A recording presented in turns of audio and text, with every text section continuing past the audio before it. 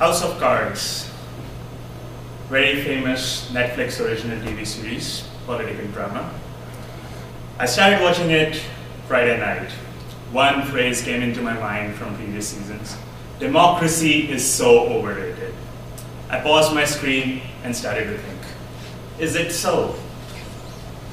Coming from the largest democracy in the world to the oldest democracy in the world, I can see the whole passion going behind the elections. And it's actually very, in my opinion, it's very useful because it brings out the best and the worst in the people and in the candidates. This year we have an interesting election race going on. We have very radicalized political movement, in my opinion, where people are just about to oppose anything and everything. And then there are some people who are trying to make sense in their debate and trying to really talk about issues that the country is facing, which is the great part. But then, once again, as a person who's going to vote, you have to pick a side. And how do you decide? I, of course, being an immigrant, cannot vote, but if I were to vote, how would I decide? I think my approach would be to look for reason. Look for the candidate who really want to work for the country and who are not looking to just make a change for the heck of it. I'll give you two instances that I experienced during last couple of weeks. One is the very famous Mr. Trump's rally in Atlanta. I, of course, did not go over there for my own rational reasons. But some of my friends did, and they had interesting experiences over there. To think of it from a bird's eye view, you would think that only radicalized, fanatic people would go to Donald Trump's rally, and I don't mean to hurt anyone's sentiment over here, but that's just a popular consensus that I think everyone would come down to.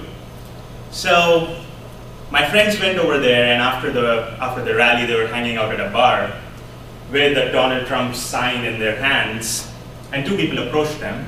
One of them said to them, he walks up to them and he's like, guys, I have to ask you one question. And they're like, yes, go ahead. Right. What do you think you're doing by having this sign with you in a bar? And then my friends, they just backed up. They're like, hey, we mean no sentiments over here. We just went to the rally and that's just an artifact we got from there. And then this guy goes on and expresses his own opinion about it, about the whole political scenario. Then there's another guy who's a well-suited real estate dealer, and he walks up to them and he's like, so you guys went to Donald Trump's rally? And my friends were, yeah, we did. And he's like, how did you like it? They're like, nah, not much, there wasn't any substance, it's just a stand-up act being repeated over and over. And then this guy says, oh, is that what you think? I think that guy really made sense. And then my friends were, what?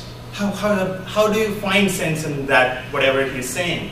And then the guy came up with some arguments which, for a person who can have independent opinion, were fine.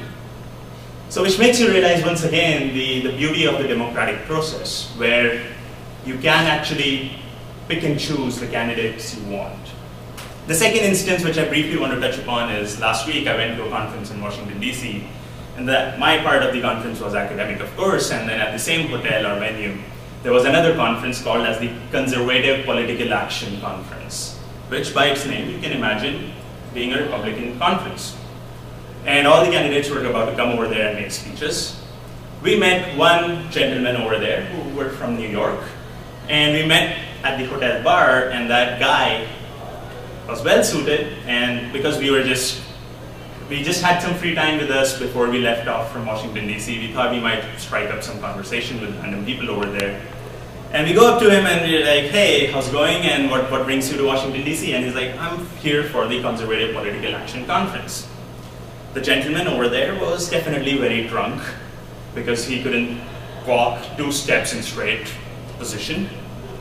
But then, so we thought, what is this conference all about? We asked him, and he's like, this is about change. And we were very intrigued by that, and we asked him, what change? He's like, I want to change whatever has been going on in this country for the last 8 years. No matter who comes, no matter who becomes the president, we just want a change. And then again, from a biased viewpoint, I could laugh at him. But from an overall point of view, this is such a beautiful concept, the democratic process. And hence, I think it's a great, interesting political race going on, and it'll be interesting to see who wins at the end of it.